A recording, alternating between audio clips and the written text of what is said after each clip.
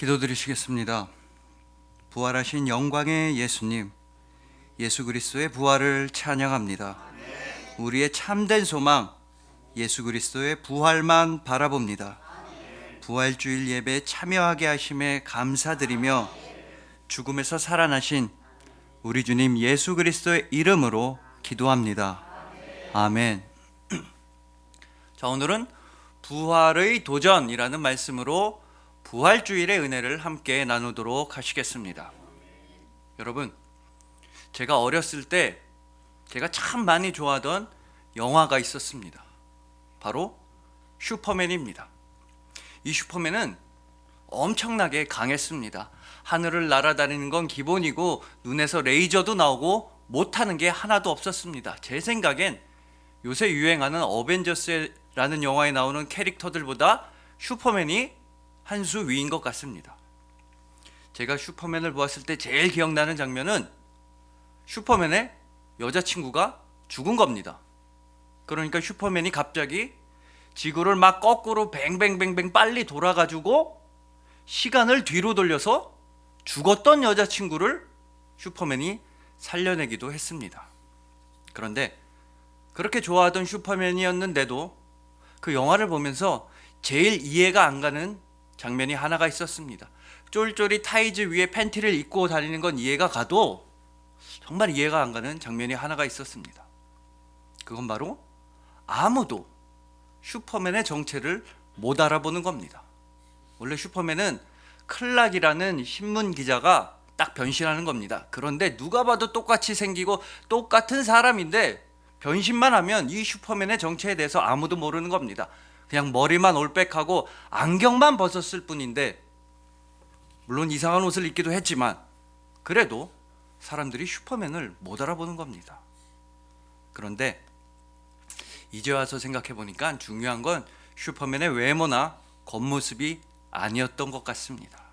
슈퍼맨의 태도랄지 행동 거지가 완전히 달라져서 슈퍼맨을 못 알아보는 것 같습니다.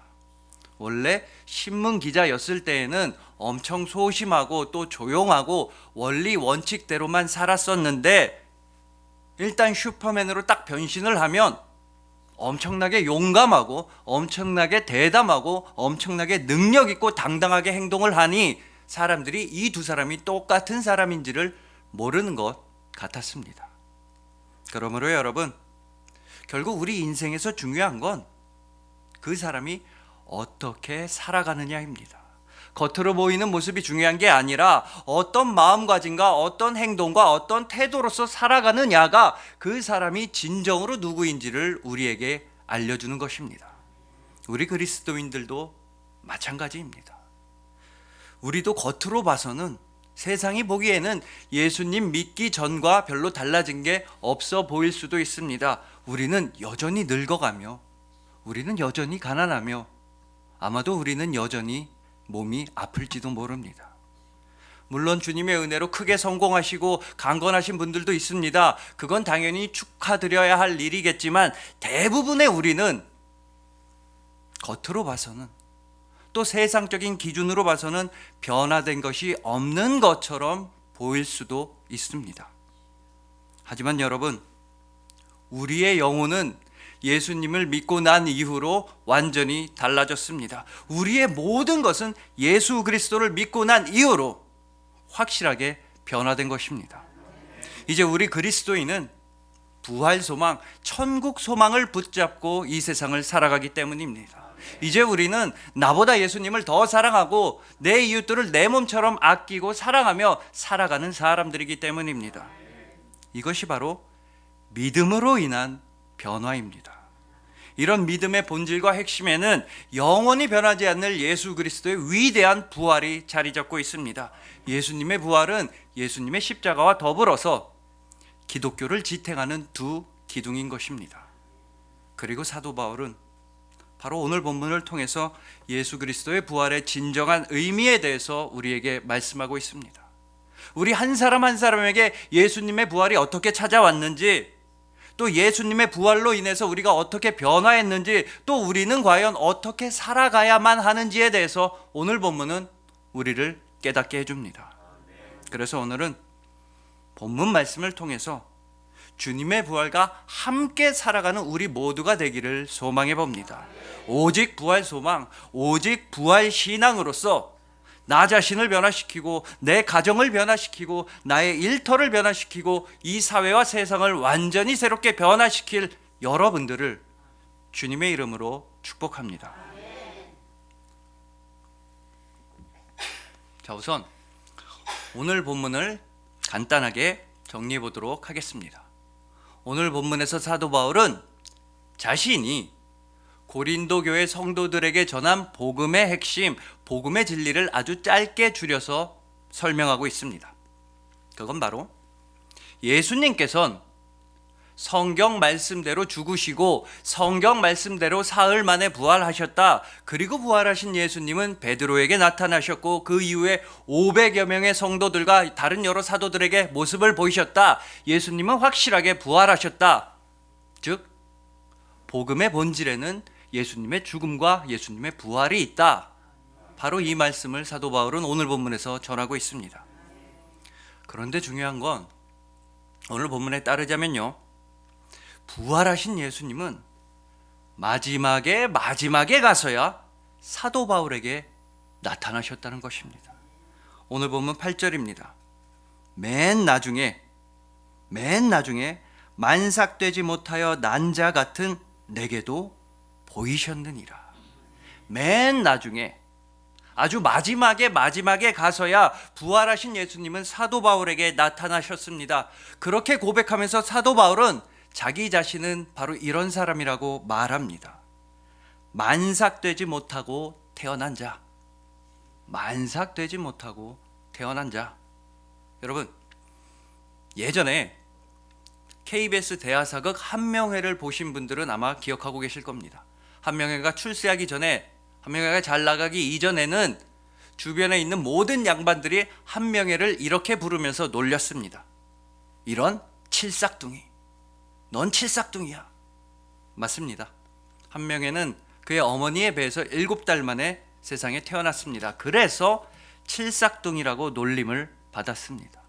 왜냐하면 아주 오래전에는 이 칠삭둥이, 팔삭둥이라고 하면 아무래도 정상적으로 태어난 아기들보다 신체적이나 지능적으로 떨어지는 경우가 더러 있었기 때문입니다. 물론 아주 오래전의 얘기입니다. 요새처럼 의학기술이 발전하지도 않았고 인큐베이터 같은 시설이 없었을 때 아주 오래전에는 한명회처럼 엄마 뱃속에서 일찍 나온 사람은 약간 모자란 인물 취급을 받기도 했던 것입니다.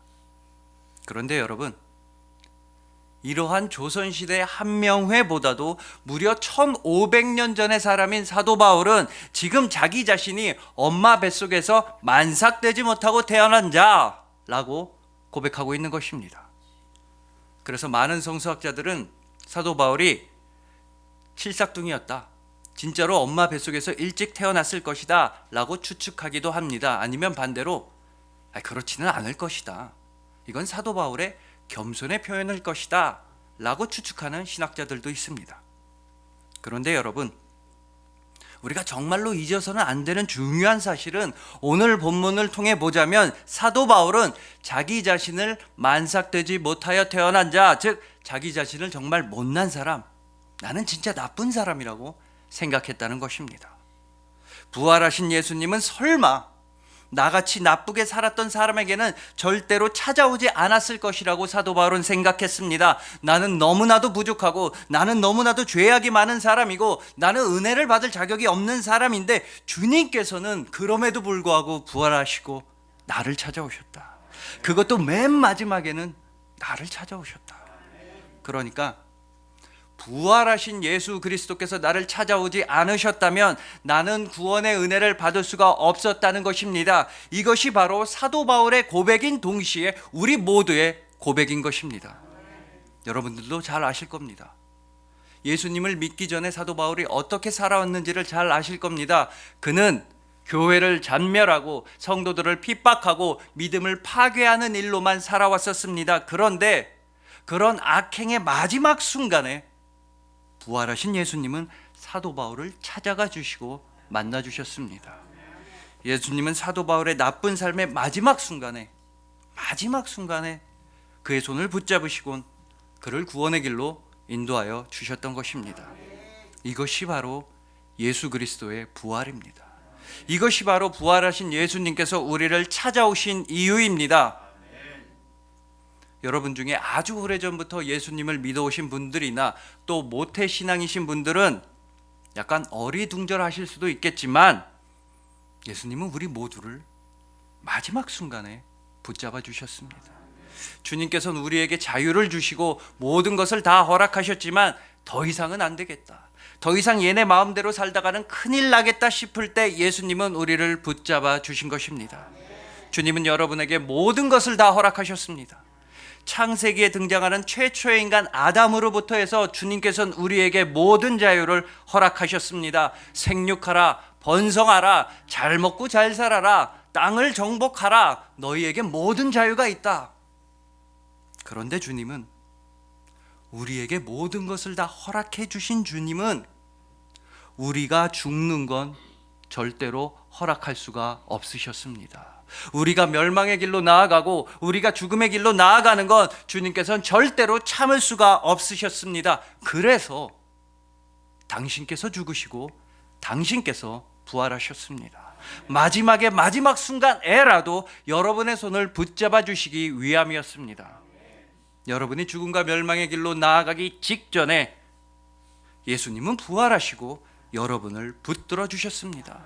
여러분을 찾아가시고 여러분을 만나 주시고 여러분과 대화를 나누어 주시고 무엇보다 여러분에게 믿음을 베풀어 주셨습니다.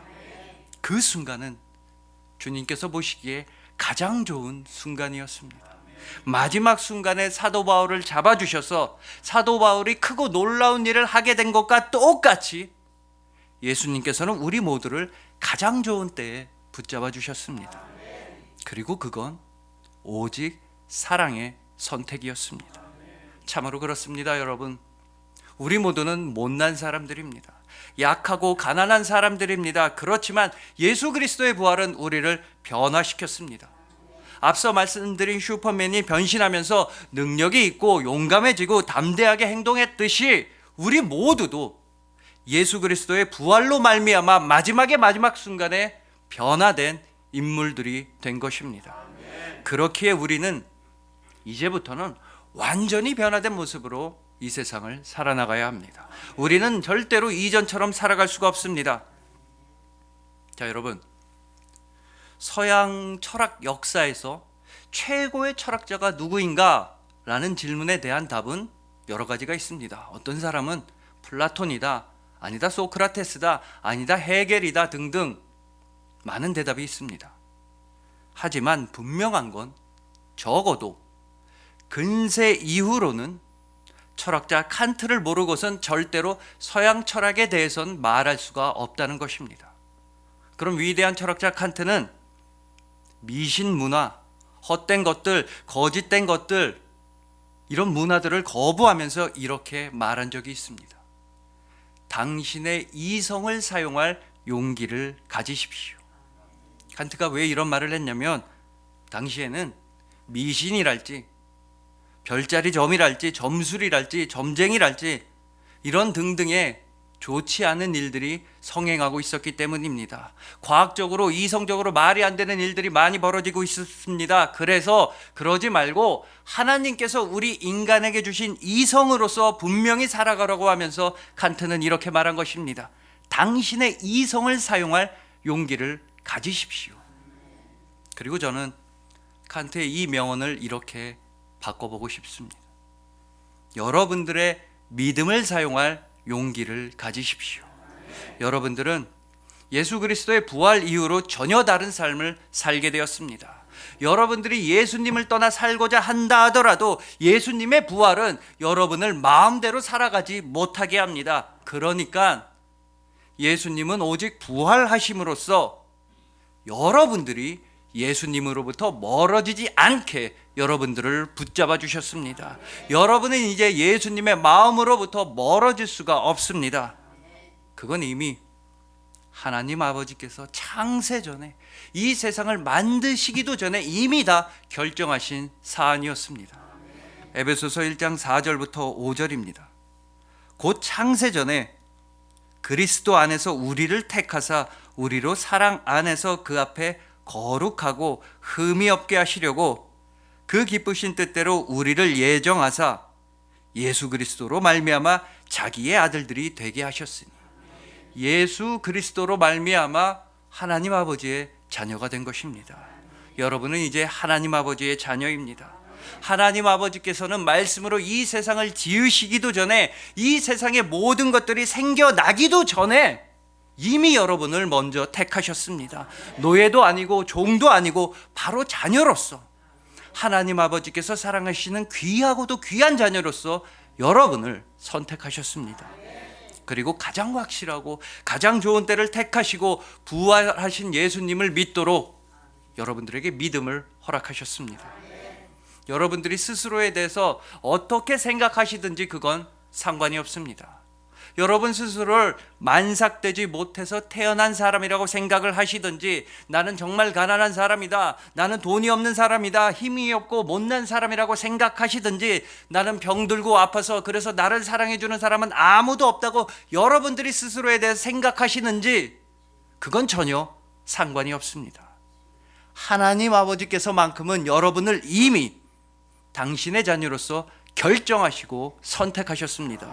부활하신 예수님께서는 이미 여러분들을 가장 좋은 때에 가장 좋은 구원의 길로 인도하셨습니다. 그러니 부디 여러분, 부활하신 예수 그리스도를 믿으시는 여러분들의 믿음을 사용할 용기를 가지십시오. 부활 신앙으로 살아가는 그리스도인답게, 주님의 사랑으로 살아가는 그리스도인답게 예수 그리스도를 닮은 길로만 나아가시길 소망합니다. 무덤에서 부활하신 예수님은 선하고 아름다운 길, 의롭고도 진실된 길, 바로 이런 길로만 나아가셨습니다. 예수님의 길을 따라서 그런 아름다운 길로만 나아가시는 여러분들이 되시길 소망합니다. 그 길 끝에서, 그 아름다운 길 끝에서 기다리고 계시는 예수님을 만나시길 소망합니다. 주님의 부활로 말미암아 완전히 변화된 삶을 사시는 여러분들, 믿음을 사용할 용기를 가지고 계신 여러분들을 주님의 이름으로 축복합니다. 자, 여러분, 예전에 책에서 이런 이야기를 읽은 적이 있습니다. 한 중년 남성에 관한 이야기입니다. 또한 그 남성의 가족들과 그 가족들의 가난이랄지 슬픔이랄지 추억이랄지 이런 것들이 깃들어 있는 한 물건에 관한 이야기였습니다. 이 중년 남성은 또다시 요양원으로부터 전화를 받습니다. 요양원 담당 직원은 전화를 받자마자 이렇게 말합니다. 보호자분, 아드님, 어머님이 또 사라지셨어요. 어머님이 또 요양원에서 나가신 것 같아요. 얼른 가서 데려오세요. 맞습니다. 이 남성의 어머님은 치매로 인해서, 치매를 앓고 계셔서 지금 요양원에서 생활 중이신 겁니다. 이 중년 남성은 화가 나서 전화기에다 대고 말했습니다. 아니, 거기 있는 사람들은 뭐 하는 사람들이길래 돈을 받았으면 돈값을 해야지 어떻게 환자가 자꾸 빠져나가도록 환자 관리를 이렇게 못하는 겁니까? 당신들 뭐 하는 겁니까? 그랬더니 그 요양원 직원은 능글맞게 웃으면서 이렇게 말합니다. 아드님 그래도 얼마나 다행입니까? 어머님이 지금 어디 가 계신지 알고 계시잖아요. 다른 분들은 이 요양원에서 나가시면 어디 있는지 찾을 수도 없어요. 근데 지금 어머님은 아버지 산소에 가 계시잖아요. 얼른 가서 모셔오세요. 그렇습니다. 치매에 걸리신 이 중년 남성의 어머님은 틈만 있으면, 어떻게든 기회만 있으면 요양원을 몰래 탈출하셔서 자기 남편 산소에 가서 쪼그려 앉아있곤 하는 거였습니다. 그래서 이 사람은 얼른 차를 몰아서 아버지 산소로 갔습니다. 그리고 어머니를 얼른 다시 데려오려고 했습니다. 그런데 막상 또 비가 오는 그 아버지 무덤 앞에서 쪼그려 앉아있는 엄마를 보니까 마음이 무너지는 것 같았습니다. 마음이 아프기도 했지만 또 답답하고 화가 나기도 했습니다. 그래서 엄마한테 소리를 질렀습니다. 아니 엄마, 도대체 이게 몇 번째입니까? 왜 자꾸 요양원에서 나가시는 거예요? 거기서 주는 따뜻한 밥이나 먹고 잘 누워만 계시라니까 왜 자꾸 나오셔서 여러 사람들 힘들게 하고 피곤하게 하는 겁니까? 얼른 요양원으로 가요 엄마. 엄마가 대답합니다. 너네 아빠가 불쌍하잖니? 너네 아빠가 불쌍하다는 그 얘기를 듣는 바로 그 순간 이 중년 남성에게는 어린 시절의 기억이 떠올랐습니다. 아주 어린 시절이었는데 그때는 집안이 너무나 가난해서 비가 오는 날이면 엄마가 파란 비닐으로 된 우산을 주는 겁니다. 대나무로 대충 얼기설기 만든 그 파란 비닐 우산을 주는 겁니다. 근데 어린 아이였을 때 그 우산을 들고, 비닐 우산을 들고 학교에 가는 게 너무나 싫었습니다. 그 우산을 들고 다니면 우리 집 가난하다, 나는 거지다, 이런 말을 하고 다니는 것 같아서 그 우산은 집 앞에 버려두고 차라리 내리는 비를 다 맞으면서 학교를 왔다 갔다 했던 것입니다. 그런데 하루는 택시 회사에서 기사로 일하시는 아버지가 도시락을 놓고 출근하셨던 겁니다. 그날도 비가 내리고 있었습니다.